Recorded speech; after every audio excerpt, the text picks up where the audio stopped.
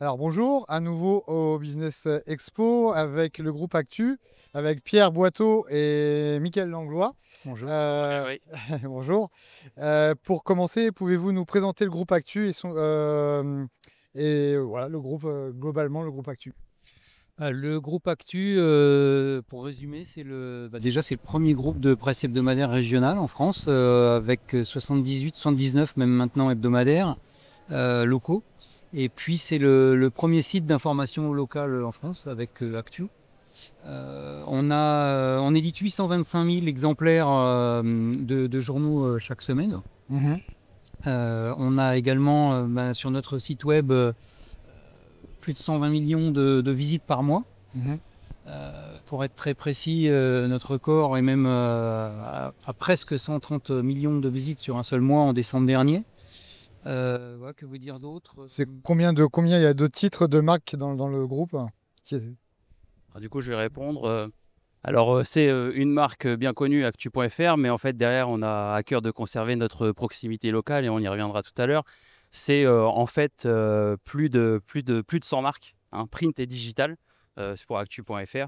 Donc 78 hebdomadaires, disait Pierre. Et puis tout récemment, on a un nouveau titre qui nous a rejoint à Redon. Donc on a fait l'acquisition d'un nouveau titre, donc en Bretagne. Et puis c'est 15 gratuits, donc 15 journaux gratuits dont font partie le Havre Info que tu connais bien.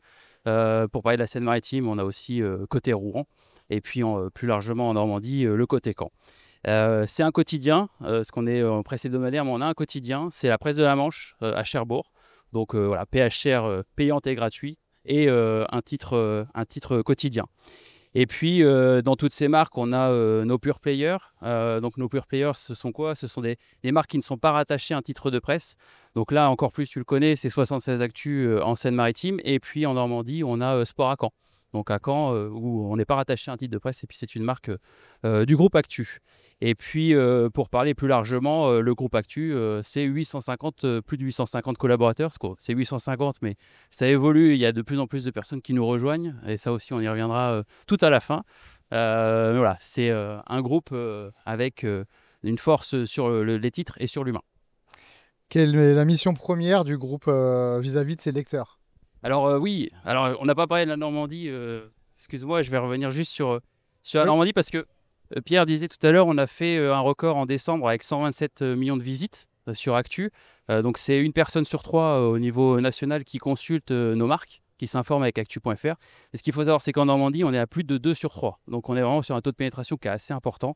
Ça, c'est dû au maillage de nos marques, la proximité de nos marques avec nos lecteurs. Et la distribution, j'imagine aussi. Exactement. C'est plus de 30 marques, hein, en Normandie. On projettera la carte lors de la vidéo. Et c'est plus de 20 agences avec une force de vente commerciale entre 40 et 50 personnes. Et puis pratiquement le double au niveau éditorial. Donc je parlais d'humain tout à l'heure et c'est quelque chose qu'on va répéter plusieurs fois dans l'interview. Mais on est vraiment présent localement. Et au niveau de la Normandie, on est à plus d'1 million de lecteurs semaine sur nos titres papier. Voilà, le papier, on pense que ça baisse, mais non, les gens sont attachés à lire l'actualité et de l'avoir chez eux en papier. Et puis sur actu.fr, parce qu'on peut faire les deux, mais on peut faire aussi l'un ou l'autre, on est à pratiquement 30 millions de visites par mois en Normandie. Et ça, c'est une vraie force. Très bien. Est-ce que je peux revenir du coup à ma question? Quelle est la mission donc, première du groupe vis-à-vis de ses lecteurs? Alors, notre mission première, c'est vraiment d'être aux côtés des gens, de nos lecteurs, des entreprises, au cœur des territoires, donc vraiment en local. Notre objectif premier, c'est le local. J'aimerais bien l'illustrer avec un deuxième aspect qui est lié au groupe lui-même. En fait, on n'est pas, voilà, on n'a pas une structure liée capitalistique, j'ai envie de dire classique, comme dans beaucoup de médias. Donc on appartient à un groupe qui s'appelle SIPA, dans lequel on va trouver également des journaux comme Ouest France, des journaux des Pays de la Loire également, ou des régions de la Loire. Et le groupe SIPA lui-même appartient à une association. C'est important, une association à but non lucratif, qui s'appelle l'ASPDH. L'ASPDH, c'est l'association pour le soutien des principes de la démocratie humaniste. Et pourquoi je le dis pour répondre à cette question, vous allez me dire, mais ça c'est le groupe, c'est pas du tout du local. Si, c'est du local, parce que ça veut dire qu'on a un regard y compris dans notre façon de traiter l'information locale, qui est vraiment liée à cette volonté d'être proche de la démocratie. On pense qu'être au plus proche des gens, dans les territoires, de parler de leur vie, de parler de ce qui les touche, La vraie vie. ça participe à la vie démocratique française. Très bien. Alors justement, on va parler de journalisme. Comment travaille un journaliste dans le groupe Actu? Pour le résumer, il travaille en cherchant à répondre à ce que je viens de dire, c'est-à-dire à apporter aux gens l'info qui va les toucher au quotidien. Donc ça peut être à la fois de parler de faits divers, d'infos pratico-pratiques, de ce qui va se passer concrètement dans la localité, des investissements, etc. etc. Mais à chaque fois qu'il le fait en vérifiant toujours. Tous les faits sont vérifiés, sont recoupés, et on préfère, alors on cherche évidemment toujours, un journaliste aime bien être le premier à annoncer une information, évidemment ça fait partie des choses qui nous motivent, mais on préfère ne pas être premier, mais apporter une vraie info, qu'apporter une info qui soit qui est un peu tout fraîche. et donc un journaliste va travailler concrètement en ayant un réseau, en allant au plus près des gens dans les territoires, en questionnant les gens, en leur posant des questions à chaque fois qu'ils font des sujets pour trouver des nouvelles idées, faire remonter en fait des idées qui soient celles des gens, des habitants, et non pas celles du journaliste, pour trouver des idées de sujets. Et une fois qu'il y a ces idées, d'aller les creuser en recoupant les faits, en vérifiant, et pour amener une info la plus juste possible. Et aujourd'hui, c'est de plus en plus compliqué justement de vérifier si la source est sûre et bonne. Oui, mais avec un minimum de technique et de déontologie, clairement, on peut le faire. On peut, oui. Ok. Est-ce que vous pouvez nous présenter la régie d'Actu? Oui, alors je disais tout à l'heure, c'est de l'humain. La régie Actu Publicité, c'est plus de 120 commerciaux sur toute la France. Et j'allais dire une large gamme, mais une gamme assez étendue pour répondre à tous les besoins de nos annonceurs.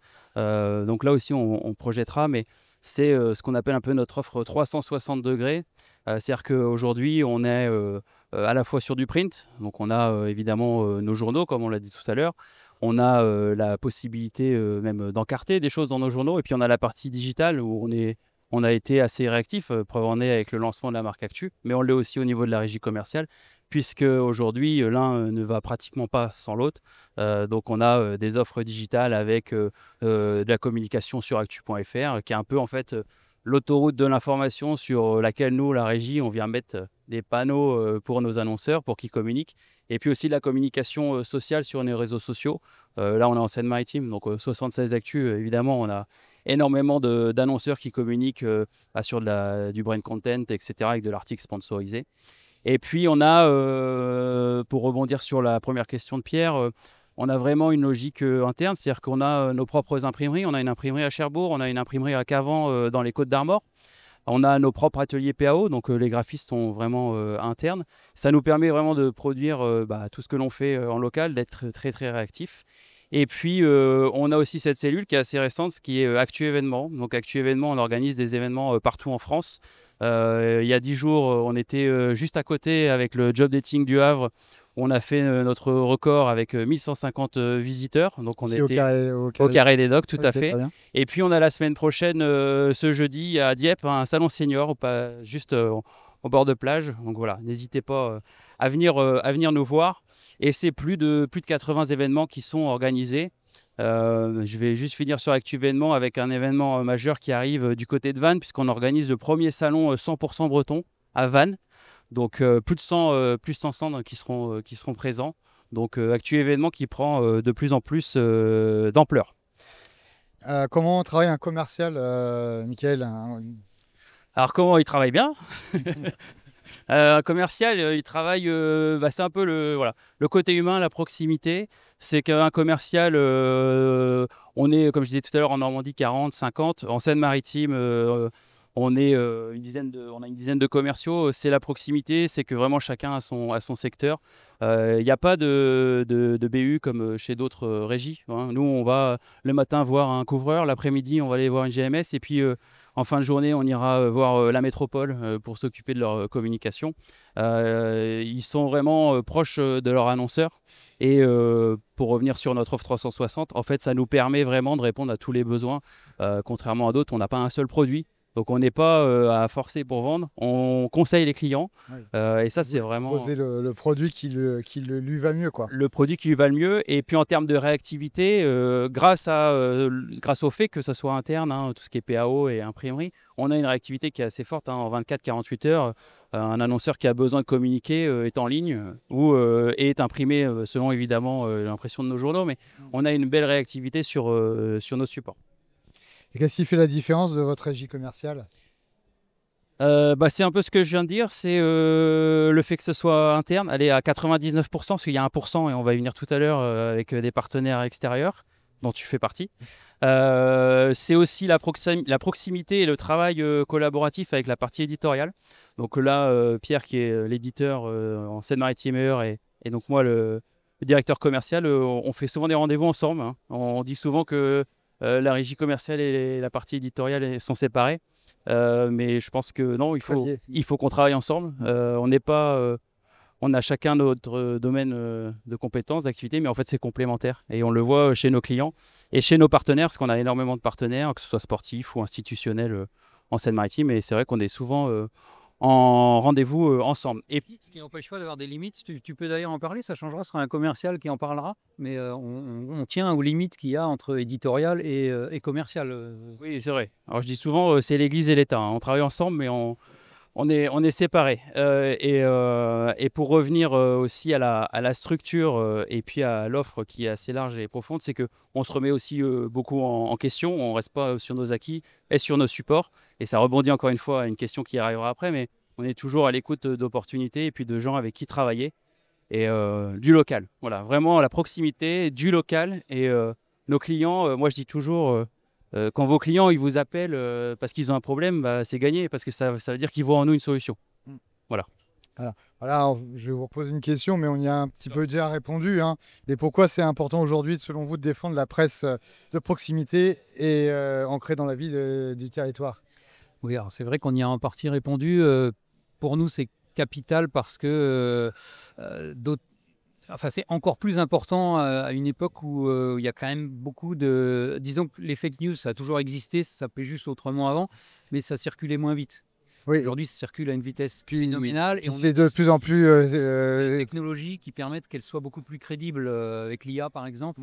Donc c'est vrai que face à ça, on estime en tout cas avoir un vrai rôle pour amener de la vraie information de façon indépendante. J'ai insisté là-dessus au début, je le répète, c'est vraiment important. Et puis pas avec l'œil du journaliste, avec l'œil du lecteur, parce que le lecteur en local qui nous lit, l'avis du journaliste, il en a mais strictement rien à faire. Ce qu'il veut, lui, c'est son information à lui. Qui est concret. Et nous, notre rôle, c'est de répondre à sa demande, surtout pas à la nôtre. Je comprends. Quels sont les sujets phares les plus lus et partagés sur actu.fr? J'ai envie de dire, on va être dans le même registre que ce que je disais tout à l'heure. C'est tout ce qui parle aux gens, tout ce qui touche à leur vie quotidienne. Alors on va avoir les traditionnels faits divers. Alors j'entends souvent dire les faits divers c'est du voyeurisme. Non, absolument pas du tout. Il y a des sociologues qui ont travaillé sur le sujet. Alors je vais pas m'instituer sociologue ni philosophe, mais en résumé qui explique pour certains en tout cas que ça vient carrément de nos ancêtres, enfin de l'époque préhistorique où l'homme pour survivre avait besoin de savoir tout ce qui se passait autour de lui, tout ce qui pouvait être le pire pour faire en sorte que ça lui arrive pas. Donc voilà, il y a des raisons historiques qui font ça en prendre des leçons quoi, de ça. Ouais. Exactement, c'est pas que du voyeurisme, mais donc du coup, voilà, il y a aussi des choses comme ça. Ça intéresse les gens, on se doit de leur répondre. Et ce qu'on cherche à faire, c'est à leur amener, et ça fait partie des infos les plus lues par nos lecteurs, c'est de leur amener un complément, de la valeur ajoutée. C'est-à-dire si on a, je sais pas, un gros incendie dans un secteur avec un certain type de maison, d'amener nous des infos derrière sur comment faire sans prévention, pour pas que ça arrive. Il y a un côté préventif quoi. Voilà, récemment on a eu un accident près de Rouen avec des bouteilles de gaz, non de gaz dont j'ai perdu le nom d'un produit chimique qui était dans les voitures. Il y a eu l'article sur le fait divers, mais un article derrière sur pourquoi il y a ce type de produit, à quoi il sert, pourquoi certains jeunes en ont dans les voitures. Et non, c'est pas que pour se droguer, c'est aussi parce que ça sert par exemple pour le tuning. Ça, c'est des infos qu'on se doit amener pour amener une valeur ajoutée. Donc là, je parlais faits divers. Et après, le reste, du coup, je vais être plus court, mais tout ce qui touche à ce qui va avoir lieu ce week-end ou faire ses courses ce week-end quand c'est férié, par exemple, lundi prochain. Étant férié, mais pas férié, est-ce qu'il est toujours férié ou pas férié, c'est pas clair dans l'esprit des gens, mais du coup, qu'est-ce qui va être ouvert comme magasin? Ils attendent de nous qu'on leur amène l'info, au lieu qu'ils aillent chercher sur tous les sites de leur magasin, nous on leur amène l'info, voilà. Sur Rouen, voilà ce qui est ouvert, sur Le Havre, voilà ce qui est ouvert, sur Dieppe, etc. etc. Alors, on est au Business Expo aujourd'hui. On peut en parler un petit peu. Comment vous valorisez le territoire, les entrepreneurs, les associations dans vos articles? À partir du moment où on parle à nos lecteurs de ce qui se passe chez eux, il y a forcément toute une partie de ce qui se passe qui vient des collectivités, des associations, de tous les gens qui bougent dans une localité, des communes. On parle aussi des décisions budgétaires, par exemple, des associations. Donc effectivement, certains ils transmettent leurs infos qu'on choisit de traiter sous tel ou tel angle. Enfin, on les recontacte en général, hein, pour voir ça avec eux.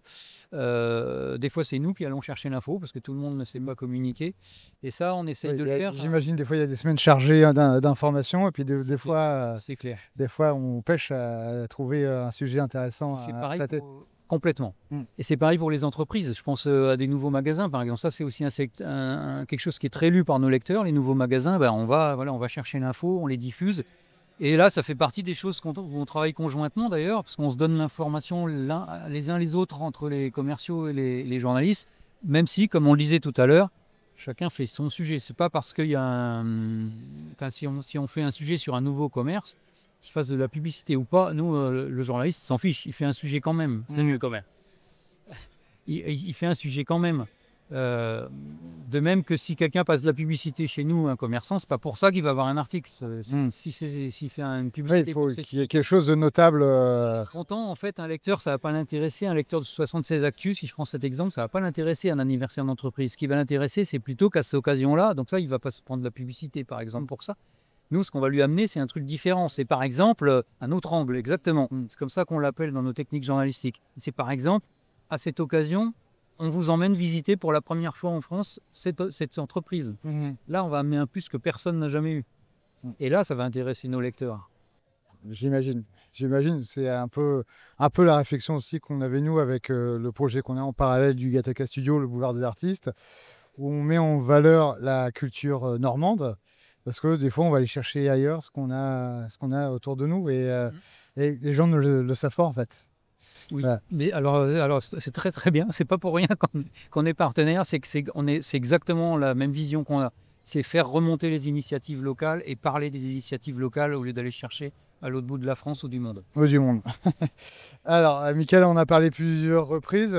Oui, j'ai teasé. Hein. Voilà, c'est ça. Donc un petit mot sur le partenariat avec le Gattaca Studio qui a commencé cette année, c'est tout frais. Oui, alors je le disais, hein, beaucoup de production interne, mais on sait faire aussi appel à des professionnels et des valeurs locales. Donc on travaille ensemble depuis quelques mois. Donc, et puis pour répondre aussi à une demande du marché, donc on a lancé sur 76 Actus et puis très récemment aussi sur notre titre de Dieppe, les informations dieppoises, le réel Instagram. Donc pourquoi créer un réel Instagram? C'est du contenu vidéo et c'était aussi de répondre à la demande et à une problématique de faire passer nos lecteurs, les personnes qui nous lisent, la porte des commerces. Et puis vous avez une vraie force de frappe avec le nombre d'abonnés sur vos pages. Exactement, plus de 40 000 abonnés sur 76 Actus. Alors ce qu'il faut savoir, 76 Actus, c'est accessible sur tout le département, mais c'est essentiellement Rouen et Le Havre. Hein. Après, vous avez la page Les informations dieppoises à Dieppe, vous avez le réveil de Neuchâtel à Neuchâtel, etc. etc. Donc l'idée, c'était de répondre à un besoin, de créer ce réel Instagram et de faire appel à une compétence qu'on avait en interne, mais peut-être pas assez suffisamment, et c'est pour ça qu'on travaille ensemble, d'aller produire du contenu vidéo qui est diffusé en organique, donc c'est important aussi de le dire, c'est-à-dire que c'est pas que du sponsorisé, et ça arrive aussi sur la page de nos annonceurs partenaires, et ça reste, et ça fonctionne. Ça fonctionne pourquoi? Parce qu'on a des marques fortes, et parce qu'on travaille avec des gens qui sont compétents, voilà. Ouais. Ça c'est vraiment le... Faut pas tout dire, mais il y a des choses qui se préparent aussi pour Alors, un je partenariat. ne vais pas tout dire, mais j'allais le dire, et fort de cette expérience qu'on a ensemble et qui est plutôt une réussite, on est en train de travailler sur justement une offre un peu plus large pour créer de la vidéo. La vidéo, alors on parlait de création de contenu, donc ça peut être de la vente de vidéos en marque blanche, mais c'est aussi de la diffusion sur nos marques. Donc restez bien à l'écoute puisque ça va arriver dans l'année, mais voilà, on est vraiment sur la vidéo. Alors justement, comment Actu s'adapte-t-il au nouveau mode de consommation de l'information? Ouais. On va répondre tous les deux, mais pour ma partie, je dirais justement celle-ci, d'être à l'écoute du marché, de savoir surfer un petit peu sur les produits qui intéressent. On a aussi sur 76 Actu des lecteurs qui sont très fidèles. Alors 76 Actu, mais sur actu.fr au sens large. On vient aussi d'ouvrir, c'est tout récent, et je vous invite à nous contacter si ça vous intéresse, mais la newsletter qui marche plutôt bien sur 76 Actu. Où vous recevez tous les jours un peu les informations intéressantes, et on ouvre cette offre-là au niveau de la régie pour pouvoir communiquer dans cette newsletter. C'est-à-dire qu'on arrive directement dans la boîte mail des gens qui nous suivent. Donc ça permet de promouvoir les événements. Je pense à des parcs des expositions, des événements des musées, des cinémas ou autres. Donc voilà, on essaye vraiment de s'adapter au marché. Au-delà du marché, c'est être à l'écoute de ses clients, parce qu'en fait, c'est eux qui sont confrontés à ce que leurs clients leur disent et comment ils doivent faire venir des gens dans leur commerce. Voilà. Et puis pour la partie rédaction, je passe à Pierre. C'est un peu le même principe, hein. Alors déjà, je tiens quand même à insister sur le fait que s'adapter, on le fait depuis toujours. Internet, par exemple, c'est loin d'être nouveau, hein. Ça fait bientôt 30 ans. Donc l'adaptation, elle est permanente. Et aujourd'hui, on continue de s'adapter, mais là, j'ai envie de dire que ça se fait naturellement pour un journaliste pour une raison très simple, hein. C'est qu'un journaliste, il écrit ou il filme ou il enregistre du son pour des lecteurs.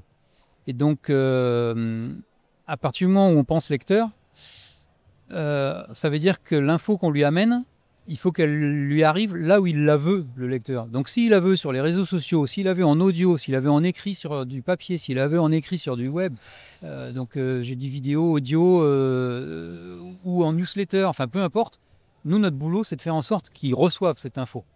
Donc on est obligé de s'adapter en permanence pour qu'ils la reçoivent. Le jour où on ne le fait plus, c'est simple, il va voir ailleurs. Et ça va très vite. On s'adapte en permanence pour cette raison, et à tout, hein, y compris aux nouveaux outils. Donc en ce moment, on sent qu'il y a un nouveau, c'est un peu le deuxième, hein. Il y en a eu un il y a une quinzaine d'années de développement de vidéo. Là, on assiste depuis quelques mois ou années à un deuxième palier de développement de la vidéo. Donc on y est bien sûr, nous aussi. Et puis il y a d'autres outils qui arrivent, hein. Il y a l'IA. Donc l'IA, on s'interdit d'écrire avec l'IA. Il faut savoir l'utiliser à bon escient. Ça peut aider, mais ça peut pas. Ça peut remplacer malheureusement, mais c'est comme tous les. Mais ça devrait pas remplacer. Outil, en fait. Mais au même titre qu'un appareil photo, c'est un outil. On prend des photos, et si on prend des photos avec un filtre, c'est pas pour ça que la photo est fausse.